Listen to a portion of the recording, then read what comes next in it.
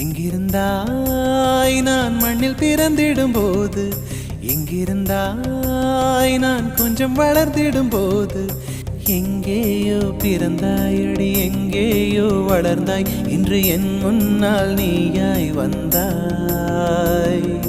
இதற்கென்ன அர்த்தம்? என் உயிரெல்லாம் சத்தம், அடி எனக்காக நீயும் வந்தாய்.